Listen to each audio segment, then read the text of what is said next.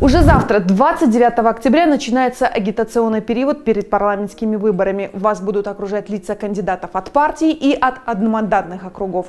Вас будут агитировать законными способами и не очень. Кактус Медиа рассказывает вам, как распознать незаконные способы агитации. Первое. Если вам предлагают услуги, подарки, продукты в обмен на голос. Второе. Если вам предлагают деньги в обмен на голос. Третье. Если вам предлагают посетить то или спортивное мероприятие кандидата в обмен на голос. Четвертое. Если вас агитируют за определенного кандидата в госучреждении или же мечети. Если вас заставляют на работе проголосовать за определенного кандидата. Все это можно назвать незаконной агитацией. Что делать в этом случае? Первое. Записать видео или аудио, а также сделать фотографии. Второе. Прислать это нам или в Центр избирком. Третье. Пожаловаться в саму партию или кандидату.